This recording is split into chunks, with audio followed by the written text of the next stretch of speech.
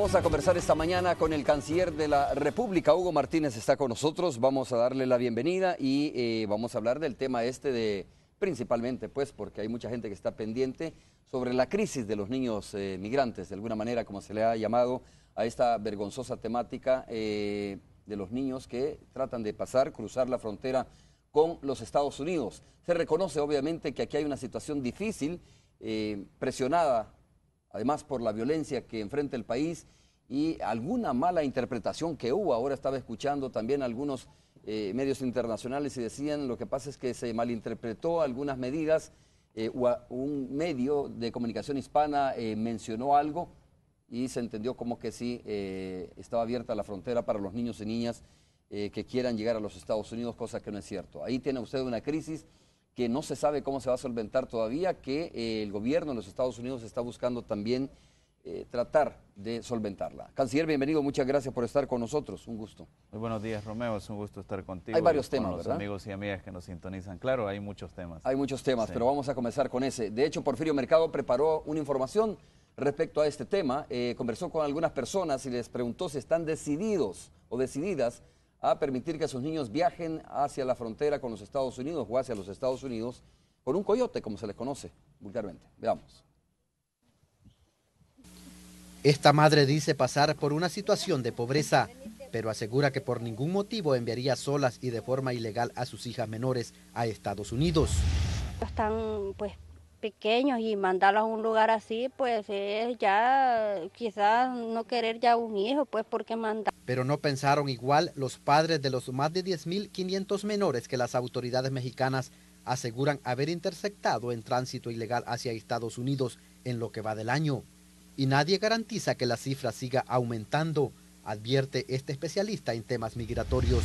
Una cosa que ya llama a la migración es la reunificación familiar. Y cuando los papás están viviendo dentro de Estados Unidos, no les importa el precio que vayan a pagar con tal de tener a sus hijos. Cuando un niño migrante ilegal es detenido en Estados Unidos, es entregado a migración y luego enviado a un albergue. Si alguien paga una fianza que puede ser de hasta $10,000 y un buen abogado, existe la posibilidad de que pueda quedarse en aquel país. De lo contrario, la deportación es inminente. Pero el riesgo es mayor en el camino. Por eso esta madre no se imagina ver a una de estas niñas caminando sola en la ruta del migrante. ¿Usted como madre mandaría a un hijo No, solo a Estados Unidos? No. Jamás. ¿Por qué, madre? Bueno, porque ya no regresan. Entonces, la gente cuando está aquí en El Salvador siempre piensa en el riesgo de viajar indocumentadamente, en lo que le podía pasar al niño. Y el papá que está allá solo piensa en tenerlo con él. Esa es la diferencia en la decisión. El presidente estadounidense Barack Obama ha pedido a las familias centroamericanas no enviar de forma ilegal a sus hijos. Pero el fenómeno aumenta a medida sube la violencia y la pobreza en esta región del continente. Como hubo una noticia allá en Texas cuando se liberaron aquellas personas que habían rebalsado los albergues y un canal de televisión hispano sacó la noticia de que las mamás y los niños habían sido liberados, la gente interpretó mal y pensaron de que sí habían abierto la frontera y que sí estaban pasando los niños. Entonces, un verdadero drama con pocas salidas. Este experto asegura haber visto imágenes de niños muertos en la ruta del migrante y menores de apenas meses de edad sometidos al máximo riesgo al momento de cruzar la frontera, en busca de reunirse con sus padres. Con imágenes de Areliu Mansor, Porfirio Mercado, Noticiero Hechos. Gracias, Porfirio. Ese es el drama, canciller. Queremos conocer cuál es como la información más reciente, ¿no?, sobre cómo se está solventando esta situación. Lo que escuchamos ahora en la mañana es que el gobierno del presidente Barack Obama estaría destinando más o menos $2,000 millones para solventar esta crisis de los niños migrantes, no solo niños salvadoreños, sino de otras nacionalidades que están en esos albergues en la frontera con los Estados Unidos.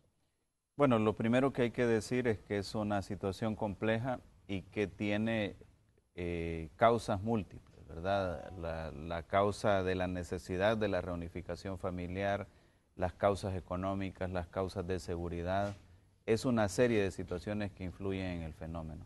Lo segundo es que como gobierno de El Salvador nos pusimos desde el primer día en contacto con las autoridades fronterizas y con los niños y niñas, movimos gente de nuestras diferentes representaciones consulares, movimos gente de Boston, de Texas, de diferentes lugares para que estuvieran ahí asistiendo a los niños y niñas.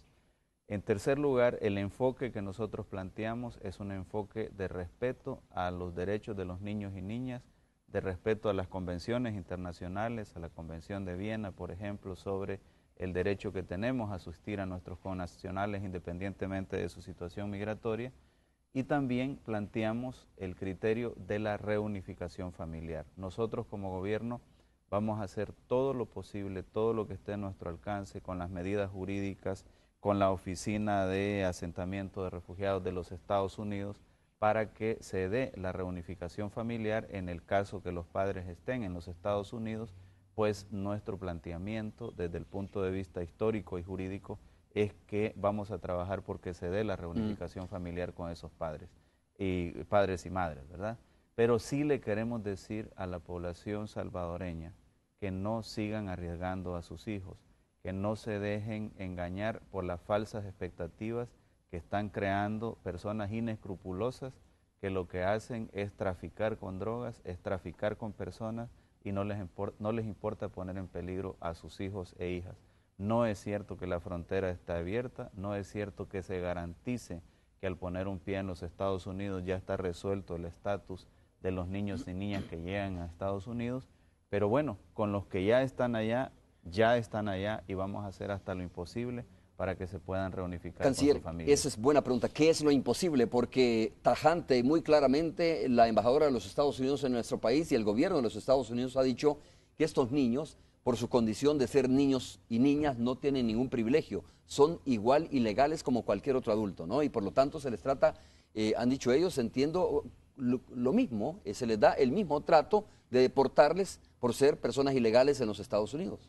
Bueno, nosotros respetamos la opinión que pueda dar cualquier representación diplomática en el país.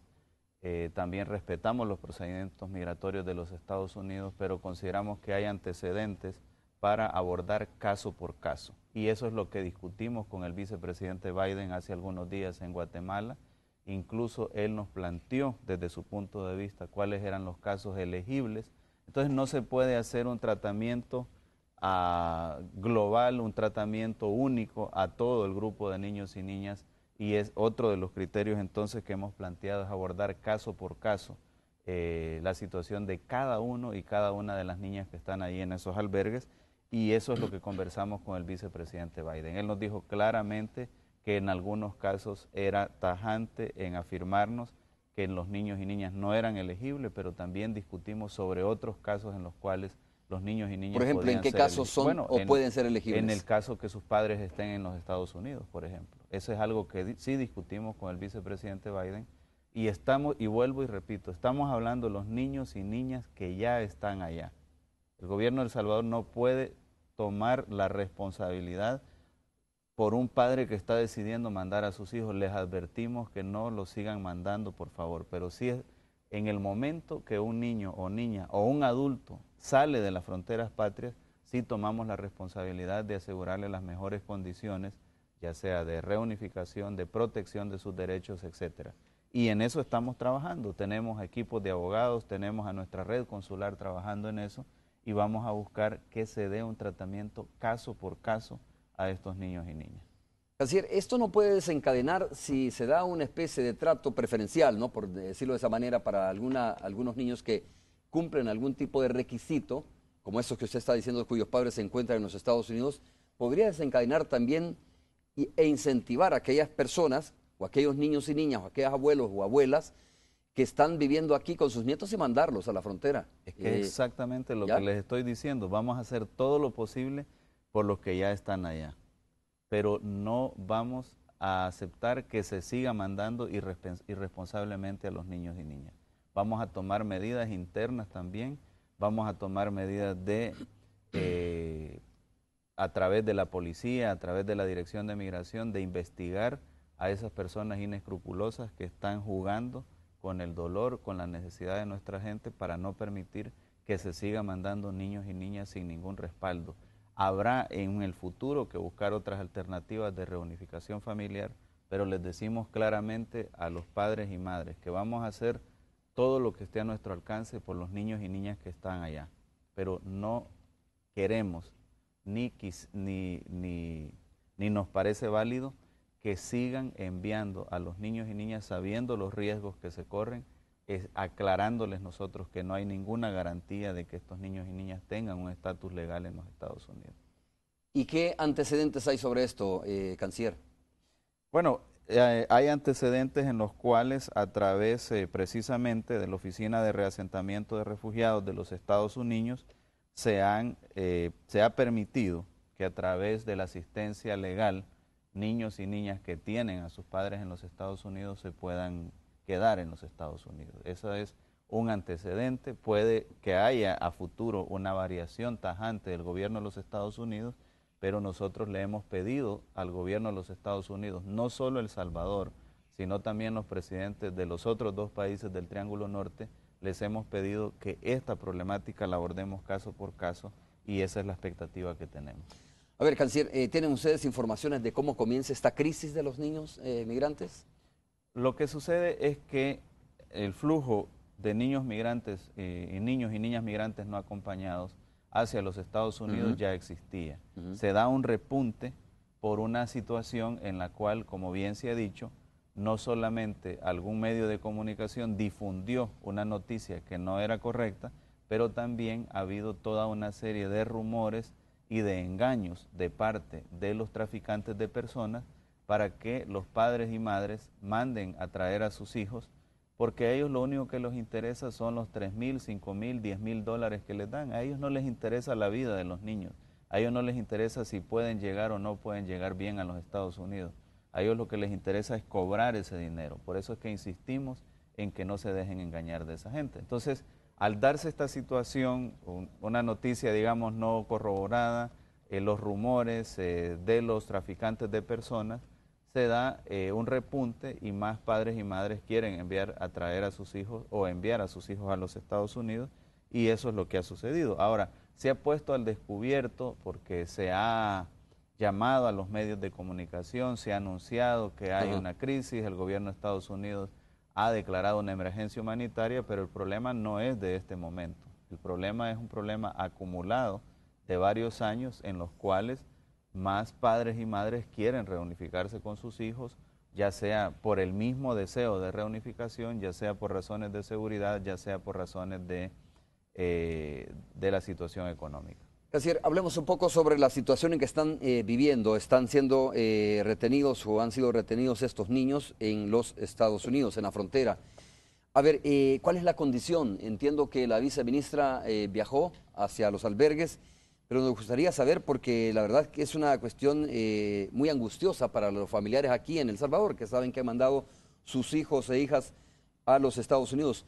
¿Cuál es la condición en que están viviendo? ¿Cómo duermen? ¿Quiénes los atiende? ¿Quiénes proporciona alimento a estos niños? Las condiciones varían según el albergue. Nosotros hemos hecho un planteamiento que cada vez se ha ido respetando más de que los derechos de esos niños y niñas se respeten a cabalidad, que se les brinde la atención necesaria, la alimentación necesaria, el abrigo necesario, que mantengan contacto con las personas que los van acompañando, en el caso que los van acompañando, que mantengan contacto con sus hermanitos o hermanitas, en el caso que vaya más de un miembro del núcleo familiar, y también están nuestros cónsules, nuestros asistentes ahí en el terreno. Como te decía, hemos movido una gran cantidad de gente de los diferentes consulados de los Estados Unidos ahí a la frontera sur y se les está brindando pues la atención necesaria, la atención en cuanto a higiene, en cuanto a abrigo, etcétera.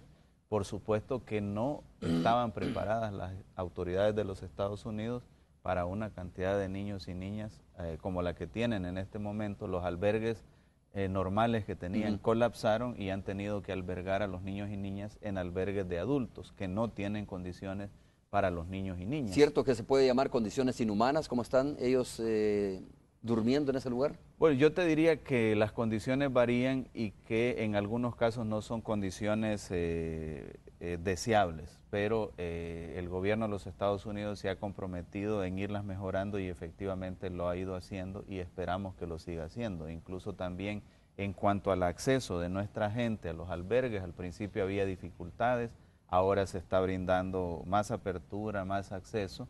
Y también hemos hecho un llamado a organizaciones humanitarias que trabajan en la zona y en general en los Estados Unidos para que puedan venir a los lugares a brindar apoyo a los niños y niñas que están albergados en esos. ¿Qué tipo de acceso han tenido ustedes? Porque preguntas básicas, ¿no? ¿Quién verifica si hay un organismo independiente que verifique que de verdad se están cumpliendo esas peticiones que ustedes están solicitando, que de repente reciban un trato a cabalidad, como usted bien lo dijo, canciller, que reciban los alimentos adecuados, que duerman de la mejor manera o por lo menos que duerman, que sean bien atendidos en todos esos sentidos? ¿Quién verifica, independientemente de que se esté cumpliendo eso, para los niños y niñas que están retenidos ahí? No solamente nosotros como gobierno, la viceministra Liduvina Magarín tuvo acceso a los diferentes centros a los cuales ella pidió visitar. Ella en persona, la viceministra,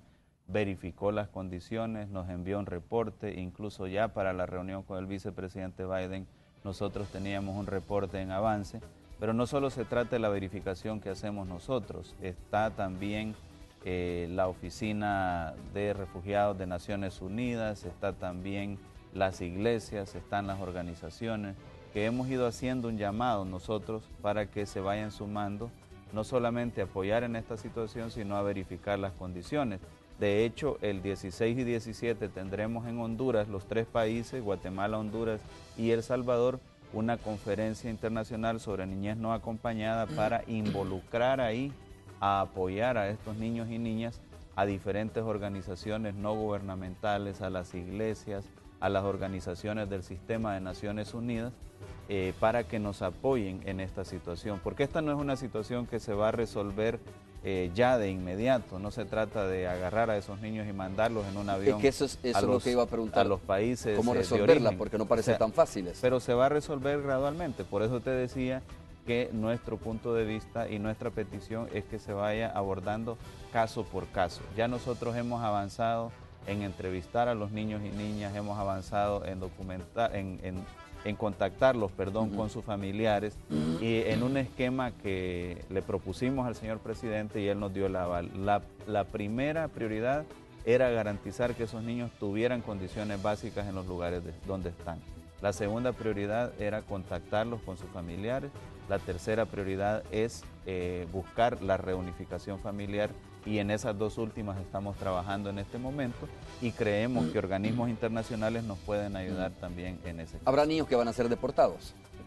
Pues habrá niños que desafortunadamente no serán elegibles en ningún caso, pero por eso es que nosotros estamos pidiendo que veamos uno por uno esos niños y niñas para abordar la particularidad de cada situación y buscarle una solución. Canciller, ¿tienen el dato de cuántos niños salvadoreños, niños y niñas hay ahí en esos lugares? Bueno, concretamente. Tenemos el dato del albergue que fue el que trascendió, etcétera. Estamos hablando ya a estas alturas de menos de 300 niños y niñas de un total de 1.200, lo que te refleja que no es el éxodo de los salvadoreños el mayor, sino que hay casos como Guatemala y Honduras que son mayores, pero esa cantidad va variando porque hay niños que salen, que van a otro albergue o hay niños que son reunificados con su familia, etcétera. Entonces, por el mismo fenómeno del carácter irregular de la migración no podemos tener una cifra exacta. Vamos a hacer la primera pausa comercial. Bueno, la otra cara de esta situación dramática es precisamente cómo evitar, más allá de investigar quién está detrás de todos estos niños que se están yendo para los Estados Unidos, quiénes son los que facilitan, quiénes son los que cobran, quiénes son los que hacen negocio con esto de los niños que van hacia los Estados Unidos, está la otra cara, ¿no? El dramatismo de estos niños. ¿Por qué estos niños están yendo a otro país? es por falta de oportunidades de sus padres, sus madres, es por la reunificación, como dice el canciller, o simple y sencillamente también es por la violencia que aqueja a las comunidades, ¿no? Donde muchas veces estos niños se encuentran inmersos en un clima de violencia y los padres o los abuelos lo que hacen es mandarles hacia los Estados Unidos tratando de evitar una situación más complicada aquí en el país. Hacemos la pausa, regresamos en breve.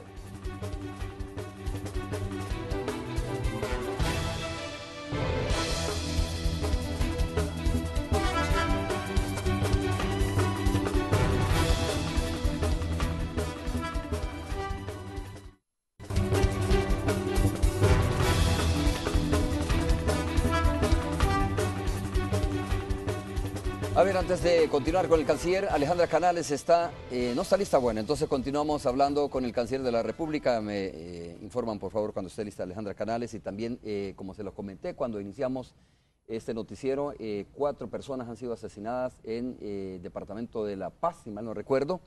Ya les voy a confirmar el dato. El Santa María Ostuma se llama el lugar, precisamente en el departamento de La Paz. 4 personas, aparentemente miembros de una pandilla, fueron asesinados el día de noche.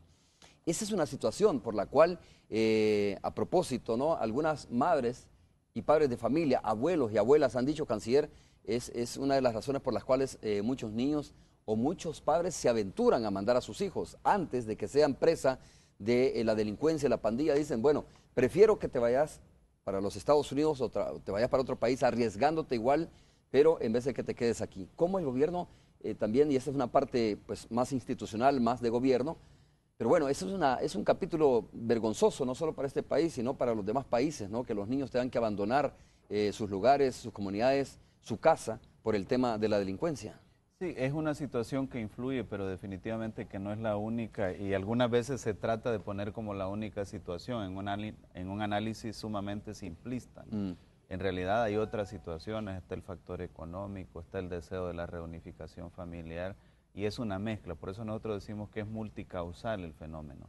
Y en esa perspectiva lo abordamos con el vicepresidente Biden, y no solo discutimos medidas para respuesta inmediata al fenómeno que se está viviendo en este momento, sino que también discutimos medidas en lo económico y en seguridad, porque son las medidas de fondo que se deben tomar para que la migración disminuya. Por ejemplo, si invertimos más en generar oportunidades económicas aquí en El Salvador o aquí en los países del Triángulo Norte, va a haber más gente que se va a querer quedar en su lugar de origen.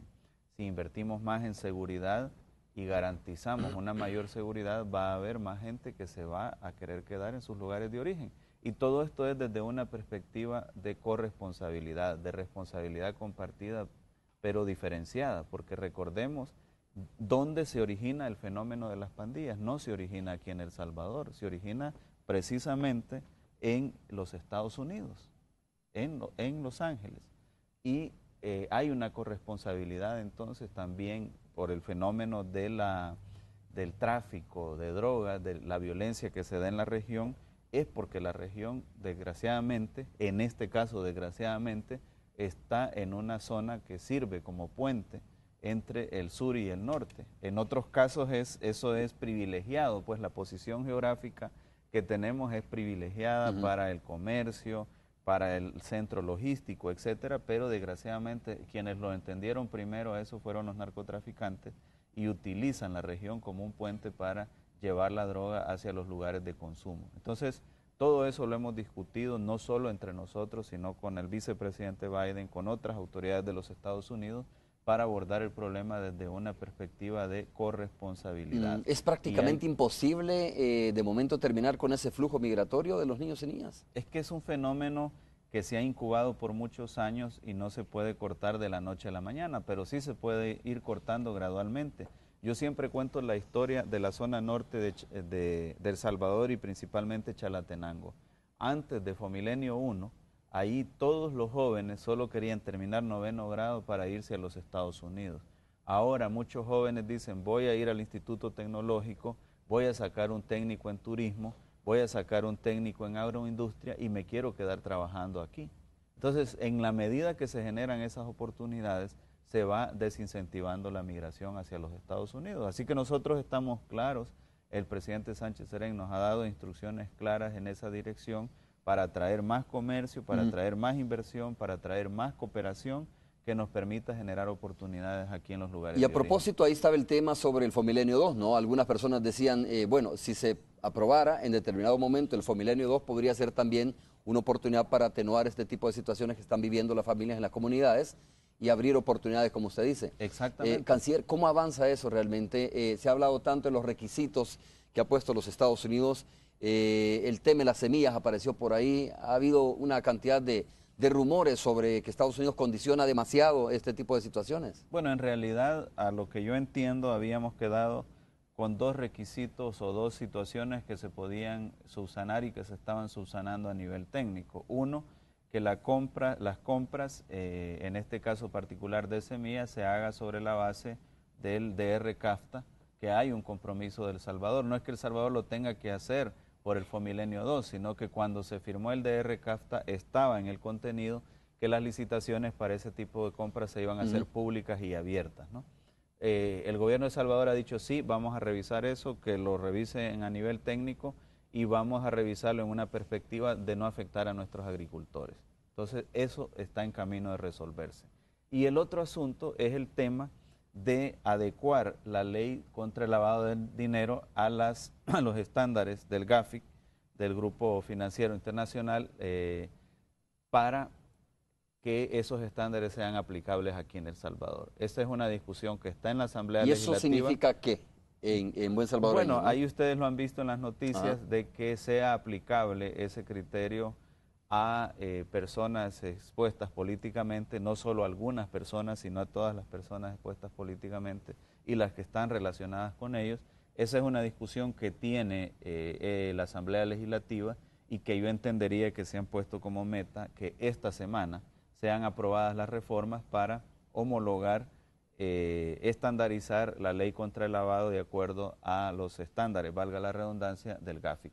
Entonces yo pienso que ese es un asunto que se está resolviendo, uno, en la Asamblea Legislativa, el tema de la ley contra el lavado del dinero, dos, a nivel técnico, el tema de las semillas, y yo creo que es cuestión de días o de semanas para que esos obstáculos sean removidos y se pueda proceder a la firma del Es decir, que es un hecho que se debe de cumplir el Tratado de Libre Comercio, y dentro del Tratado de Libre Comercio están esas dos situaciones que usted menciona. El tema de GAFIC, esa parte del Tratado de Libre Comercio. Pero sí lo de las semillas. Lo de las semillas sí, es algo que de todas maneras El Salvador ya lo había firmado y que tiene, cuando se firmó el Tratado de Libre Comercio, se adquirió ese compromiso. Y que tiene que hacerlo, pero respetando también los derechos de nuestros agricultores. Entonces ahí trabajamos con el secretario técnico algunas alternativas, algunos lineamientos que le dimos a los equipos técnicos para resolver esa situación. Nos parece que con esos lineamientos que dimos se estaría resolviendo la situación y ya no habría... ¿Nos puede hablar un poco sobre esos lineamientos? Si no, bueno, los lineamientos generales son que El Salvador debe cumplir con el Tratado de Libre Comercio, pero sin afectar a los agricultores. Entonces ahí se puede establecer en la parte técnica de la licitación a través de la cual se convoca a la compra de semilla, las especificaciones de manera que se le dé la oportunidad a los agricultores salvadoreños para que puedan participar en esa licitación con características propias de la semilla, etcétera, etcétera. Canciller, esa es la semilla que se distribuye a través de los paquetes agrícolas, ¿no? Exactamente. ¿Antes esa semilla era salvadoreña, criolla? No necesariamente. Lo que sucede es que sí, en los últimos 2 años, si mal no recuerdo, en aras de ayudar a nuestros agricultores, se decidió hacer una compra directa a productores salvadoreños. Entonces, esa compra directa pues no cumplía con los compromisos que El Salvador había adquirido en el Tratado de Libre Comercio. Entonces, el punto es cómo conciliar el compromiso que tiene El Salvador con la protección de nuestros agricultores, con que nuestros agricultores tengan facilidades y puedan seguir participando en esos procesos para, de ser elegidos en el proceso de licitación, ellos sean los que ¿Esta es la primera vez que se va a hacer de esa manera? No sé si vamos a salir con los tiempos a este año, pero se comenzaría una nueva manera de hacerlo respetando el Tratado de Libre Comercio, pero también respetando el derecho de nuestros agricultores de suministrar la semilla. Canciller, esto pareciera tema más para agricultura, pues, pero es importante preguntarle, a ver, ¿que están de acuerdo las organizaciones campesinas realmente en el tema este de la compra de semillas, independientemente de que esté en el Tratado de Libre Comercio, pero se habla de los transgénicos, ¿no? No, eso de es que eso otra podría cosa, afectar no, incluso, digamos, los cultivos en el país. Esa es otra cosa aparte, ¿no? Esa es una discusión bioética que debe tener en algún momento la Asamblea Legislativa, etcétera, pero no se trata de si esa semilla es transgénica o no, sino que se trata de a quién se compra esa semilla, y lo que nosotros decimos, independientemente que debemos de cumplir el Tratado de Libre Comercio, debemos de garantizar que nuestros agricultores tengan la oportunidad de vender esa semilla al gobierno. Eso es básicamente el kit del asunto, y creemos que hemos dado los suficientes lineamientos políticos como para que se resuelva a nivel técnico, y esperamos que se va a resolver los próximos días. Entonces más o menos podremos tener ya una idea de cuándo podría estarse, digamos, aprobando o firmando más bien. Pues a mí no me gusta poner plazos, pero yo tengo la expectativa de que sea pronto. Sí. Sería aquí en el país, como se ha dicho, ¿no? Sí, vamos Todavía hay detalles a ponernos que no de se han acuerdo afinado con las autoridades de los Estados Unidos una vez se hayan superado estos dos obstáculos, para ver cuál es el día, el lugar y la mejor forma de firmar. Canciller, hablemos un poco ahora sobre el trabajo, en lo que nos resta del programa, que ya no es mucho, pero hablemos un poco sobre el trabajo que se le viene a Cancillería, que lo ha venido haciendo obviamente de buena manera. Cuando decimos de buena manera, bueno, lo decimos por las relaciones diplomáticas que ha ampliado nuestro país, por la agresividad, en el buen sentido de la palabra, que debe tener Cancillería para hacer mejor, digamos, hacer un mejor trabajo, hacer que funcionen los consulados, que funcionen los embajadores o las embajadas a nivel internacional. Y bueno, que otros países están en el radar de abrir relaciones. Se habla ahí mucho de China. Ese es un tema que se viene arrastrando desde hace mucho tiempo. Si debe, ¿no?, entrarle o no entrarle a esta relación el gobierno de El Salvador con China. ¿Qué pasa con los otros países? Canciller, ¿cuál es el plan, la hoja de ruta, como decimos muchas veces, de Cancillería para los próximos 5 años más o menos? Bueno, nosotros tenemos instrucciones del señor presidente de enfocarnos en 3 áreas fundamentales. Número 1, la promoción del comercio y la inversión. Él me ha dicho, quiero que los consulados, las embajadas, además de la diplomacia tradicional, pongan un énfasis muy grande en la promoción del comercio y la inversión. Y en eso estamos, poniéndoles metas, trabajando para abrir las consejerías económicas, comerciales y de turismo. Y las metas son de cuánta inversión se atrae o cuántos productos de El Salvador se promueven en el mundo. Segunda prioridad, el incremento de la cooperación. Es decir, hicimos un trabajo extraordinario desde que en el gobierno anterior propuse la creación del Viceministerio de Cooperación.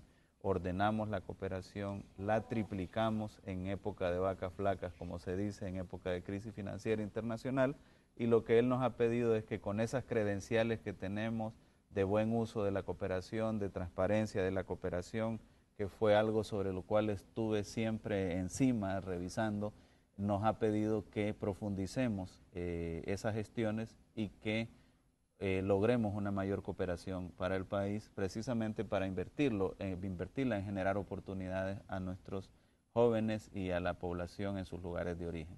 Y la tercera prioridad es el trabajo de atención a nuestros compatriotas en el exterior, que nos permita brindarle un trato más cálido y no solamente gestionarle sus documentos, resolverle sus problemas, sino hacer un trabajo más comunitario, más organizado con ellos, con las comunidades en los diferentes lugares del mundo donde viven. Claro, hemos tenido en ese grupo de prioridades algunas cosas en las cuales hemos ido avanzando que a mí me parecen relevantes también, que no son necesariamente puntuales respecto a uno de esos 3 prioridades, pero que sí contribuyen no solamente en la estrategia de inserción de El Salvador en el mundo, sino también en la estrategia de inserción de Centroamérica en el mundo.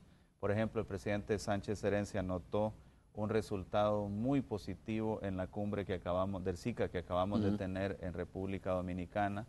Se logró que una salvadoreña fuera electa para sustituirme a mí en la Secretaría General del Sistema de la Integración Centroamericana.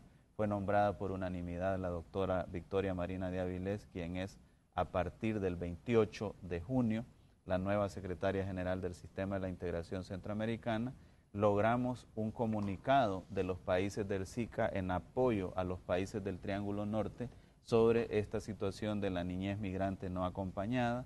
Logramos también que se aprobara la política educativa y cultural regional centroamericana. Logramos que se aprobara la estrategia de emprendedurismo para micro, pequeñas y medianas empresas a nivel centroamericano. Y eso no solo significa comenzar a ejecutar una estrategia común los diferentes países de la región, sino que también significa que vamos a gestionar recursos en bloque desde el SICA, y por eso es importante que la doctora Victoria Marina de Avilés esté ahora al frente de la Secretaría General del SICA. Es importante que comencemos a hacer una gestión regional, así como hicimos una gestión regional para seguridad, hacer una gestión también regional para el tema del emprendedurismo y el desarrollo económico. A ver, los cambios, sobre la base de que se han hecho, supimos que regresa Ernesto Atschul, ¿no? Sí. A Washington. Francisco Atschul. Francisco Atschul, y va para Naciones Unidas, Rubén Zamora. Rubén Zamora, sí. Bueno, lo que buscamos ahí es el desempeño de acuerdo a la idoneidad de mejor manera en cada una de las plazas que tenemos en las representaciones diplomáticas y consulares.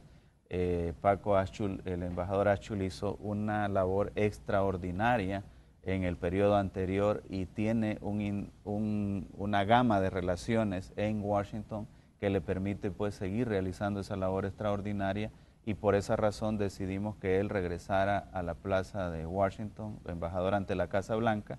Y en el caso del embajador Zamora, que todos también conocemos su historial de trabajo con Naciones Unidas, creímos que era la persona idónea para estar en Naciones Unidas, conoce el sistema, trabajó para el sistema de Naciones Unidas, y por lo tanto creemos que va a ser un trabajo, al igual que el embajador Atschul, un trabajo extraordinario. ¿Vienen más relevos? Bueno, no tenemos prisa con eso, pero sí iremos haciendo algunos ajustes en las representaciones sobre ese criterio de idoneidad, ese criterio de eficacia, de eficiencia, de tener a nuestros mejores hombres y mujeres en el mejor lugar posible, donde mejor se puedan desempeñar, y eso es lo que vamos a tratar de hacer en los próximos días y meses. Muy bien, canciller, vamos a ir a la pausa comercial, pero antes damos paso a una llamada de Francisco Godoy, que se encuentra en Santa María Ostuma, como lo dijimos, ahí en el departamento de La Paz o San Vicente, no estoy muy seguro de eso. Les hablaba de 4 personas fallecidas, según las informaciones que tenemos, son personas que pertenecen a una pandilla. Francisco, adelante, te escuchamos, adelante. Así es, Romeo, buenos días. Estamos justo en la colonia Las Delicias, entrada al caserío Quequechque, en Santa María Ostuma, La Paz. Se tratan de 4 jóvenes que fueron asesinados entre las 3 y 4 de la madrugada del día de hoy. 2 hombres y 2 mujeres, entre las edades de 16, 18 y 22 años. Según la información que hemos recabado hasta hoy, varios sujetos vestidos de negro, aparentaban ser policías, llegaron a una casa y les dispararon a estas personas que, como tú lo apuntabas, se nos ha confirmado que son miembros de la pandilla 18 revolucionarios.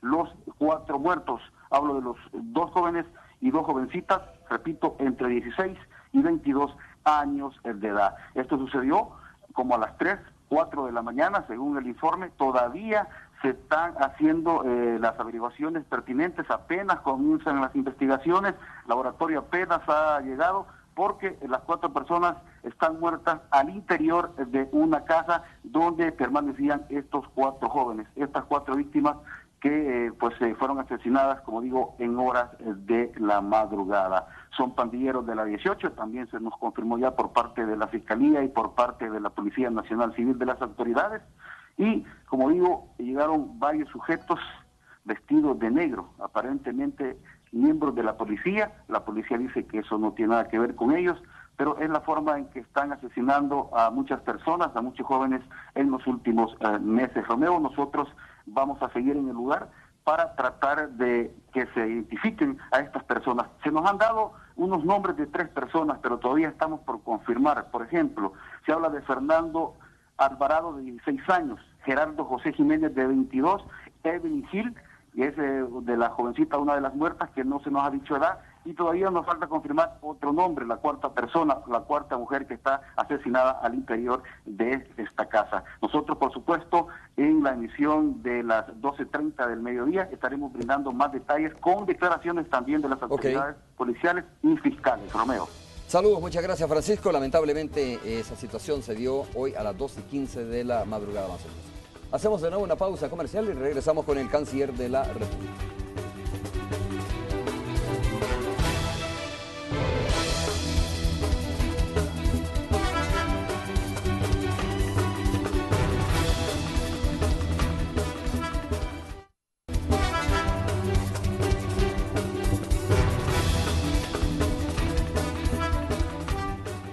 Estamos listos para saludar a Tony Cabezas de la Radio 102.9. Tony, un gusto saludarte. ¿Cómo te va? Estoy conversando, como te dije, con el canciller de la República, Hugo Martínez. Está con nosotros. Qué gusto saludarlo por este medio, canciller. Bueno, nuevamente a ti, Romeo, el ministro de Relaciones Exteriores. Bienvenido a la frecuencia de Radio 102.9. Hola, Tony, buenos días y un saludo a las personas que te sintonizan a esta hora. Pues acá estamos nosotros conversando con la plana mayor de la Policía Nacional Civil, el director y subdirector Mauricio Ramírez Landaverde y Jaguar Coto nos acompañan este día. Ellos están destacando en su primera intervención la importancia, me llamó mucho la atención, la importancia que le está dando el director al hecho de que son hombres de uniforme, de carrera, los que ahora, por segunda vez en la historia de la PNC, están conduciendo la institución. Ajá. ¿Verdad? Eso creo que es importante. Y bueno, estoy viendo en las noticias, canciller, que John Kerry va a volver a reunirse con los, no sé si es con los presidentes o con los cancilleres también para ver este tema de los niños, de la crisis de los niños, ¿no? De los niños en la frontera entre México y Estados Unidos. ¿Es así? Bueno, antes de comentarte la noticia, quiero enviar un saludo al señor director y al señor subdirector, quienes aprecio mucho y respeto mucho su trabajo. Y en segundo lugar, te quiero decir que efectivamente el gobierno de Estados Unidos ha solicitado una reunión en ocasión de la toma de posesión en Panamá con autoridades de El Salvador, de Guatemala y de Honduras. Estamos coordinando agendas, estamos coordinando horarios para que la reunión ojalá pueda ser al más alto nivel posible, pero como comprenderás, en un espacio tan breve que será la toma de posesión, está siendo difícil coordinar la agenda. Sin embargo, hay la voluntad de que se dé una reunión al más alto nivel en seguimiento a la reunión que tuvimos con el vicepresidente Biden y siempre manteniendo la postura del Triángulo Norte, que el centro debe ser el respeto a los derechos del niño y la niña, el criterio debe ser la reunificación familiar y que esta situación se debe de abordar caso por caso. Esa es la posición que llevamos como Triángulo Norte, además pues de que, igual que lo hicimos con el vicepresidente Biden, perdón, también hemos planteado que este fenómeno es multicausal y que no solo se debe atacar coyunturalmente la situación que tenemos, sino también tomar medidas en el crecimiento económico y en la seguridad por lo menos. A ver, aquí hay un tema, Romeo, que creo que tiene que ver tanto con la Policía Nacional Civil y con un dato que nos llamaba mucho la atención, canciller, la semana pasada.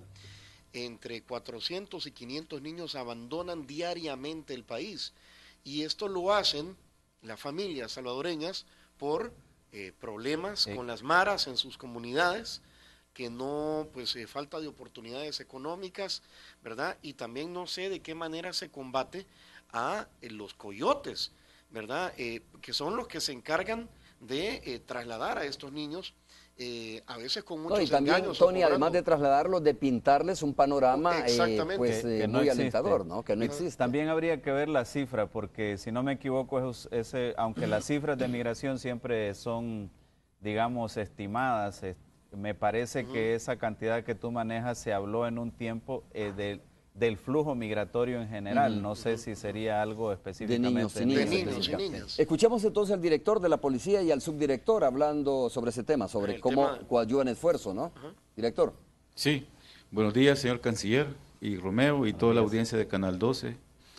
Un saludo a todos ellos. En el tema de la combate a la migración y al tráfico ilegal de personas y sobre todo a la trata, que tiene como finalidad muchas veces la explotación sexual o la explotación laboral, entre otros, como fenómenos más graves, es parte de lo que corresponde a la Policía Nacional Civil en prevención y combate a este fenómeno, el perseguir a las estructuras de crimen organizado que se dedican al tráfico ilegal de personas, lo que ha sido pues un trabajo muy intenso. La Policía Nacional Civil en los últimos años, en coordinación con la Fiscalía y otras instituciones, hemos desarticulado muchas estructuras que operan a nivel nacional en la zona oriental del país, pero también en otras zonas del Salvador, con esta finalidad. Claro. Ese ha sido uno de los aportes más importantes de la policía a esta problemática, en cumplimiento de su misión, dedicarnos a la prevención y al combate de este delito. De hecho, subdirector, la semana pasada se reportó la captura de 2 personas que traficaban, ¿no? con ilegales, con salvadoreños y salvadoreñas que tratan de viajar a los Estados Unidos. Y con menores de edad. Y con menores de edad. Y de acuerdo a la investigación, es la forma de operar de estas personas corresponde pues a una modalidad que ha estado también siendo perseguida, y es a través de la salida por puntos fronterizos no habilitados. Por esa razón no es únicamente un despliegue que se hace en las fronteras terrestres habilitadas y en los demás lugares del país, sino que también labores de patrullaje y control en los puntos fronterizos no habilitados. Tony, yo quiero aprovechar mientras terminamos este enlace o antes de terminar el enlace para preguntarle al subdirector de la policía y al director también sobre esta temática, que de repente, como que hay muchas dudas o alguna zozobra siembra esto, ¿no?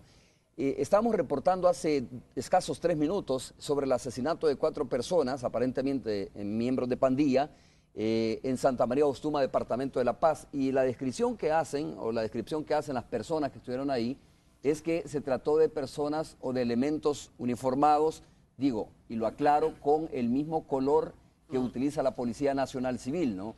Pero no es la primera vez que se da este tipo de denuncia, director y subdirector.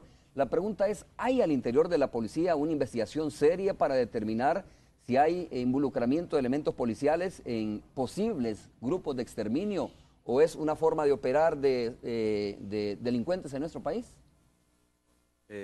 Bueno, muy buenos días al canciller y Romeo. Es un gusto estar acá con ustedes. Sí, efectivamente, en los últimos meses hemos estado teniendo varios casos con esta modalidad, es decir, personas que utilizando ropas oscuras se presentan y en algunas ocasiones con armas largas se presentan a ciertos lugares, viviendas, fingen ser policías, ingresan y asesinan a personas, como el caso que se ha dado esta madrugada.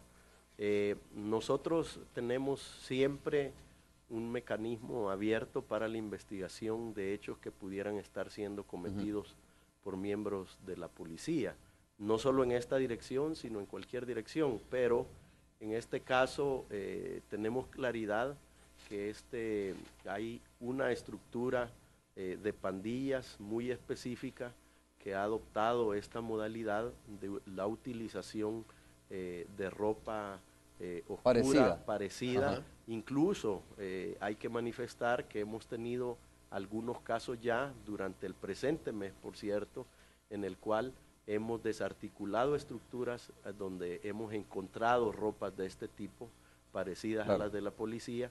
Incluso en otros hechos, los que se presentan al lugar e intentan abrir la puerta visten estas ropas, los otros no necesariamente, pero sí lo concebimos como un modus operandi de intentar sorprender a las personas, sobre todo en la madrugada, ¿verdad? Pero que no tenemos hasta el momento ninguna información que nos lleve a creer que en estos hechos hay participación de policías. Ok. Director, muchas gracias. Subdirector también, muchas gracias. Tony, un abrazo para ti. Igualmente, saludos. Un saludo para el canciller Hugo Martínez. Qué gusto saludarlo por este medio, ¿verdad? Saludos. Bueno, Bien, nosotros continuamos acá. Canciller, tengo que despedirme también. Yo quiero agradecerle. Esperamos que la crisis de los menores, de los niños y niñas, se resuelva. como usted dijo, no le puedo decir un tiempo, ¿no? Pero se supone que esto debería ser a la brevedad posible. Primero Depende Dios que más sí. del gobierno de los Estados Unidos que de nosotros, ¿entiendo? Nosotros estamos poniendo todos nuestros esfuerzos y también esperamos la colaboración del gobierno de Estados Unidos. Primero Dios, vamos a ir resolviendo caso por caso lo más pronto posible. Muchas gracias por haber estado con nosotros. Un Con gusto haber mucho conversado gusto. con usted. Vamos a hacer una pausa, regresamos en breve.